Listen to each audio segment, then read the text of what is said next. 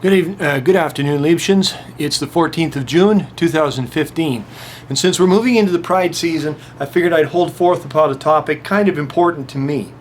Namely, when Pride takes place and what it all means. June 28th, 1969 was the date of the famous, perhaps infamous, Stonewall Riots. And in August of 1966 was when the Compton's Cafeteria riots occurred. And those riots wouldn't have occurred if the gay community, the LGB,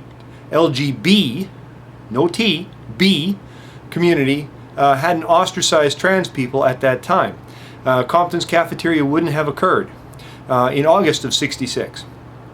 But it did. Some people date the modern gay pride movement as having begun at Compton's Cafeteria.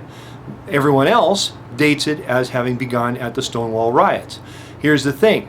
At the Stonewall Riots and the whole Compton's Cafeteria business itself, none of that would have happened were it not for transgendered people.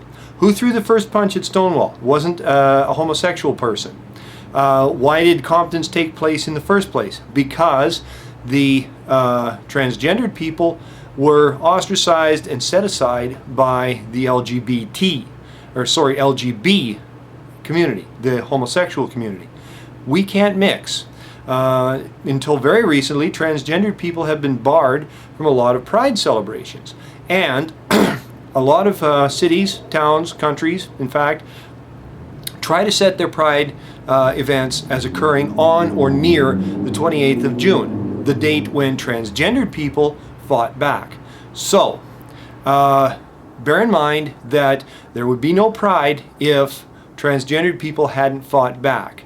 Compton's Cafeteria wouldn't have happened were it not for the drag queens, the cross-dressers, the transgendered people, and them being ostracized, cast out, pushed aside by the gay community. And this gets me kind of hot. We can speak on behalf of the LGB movement, but there's no room for the T until very recently.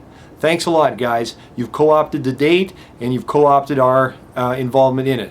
So there would be no pride if there wasn't for transgendered people saying enough is enough.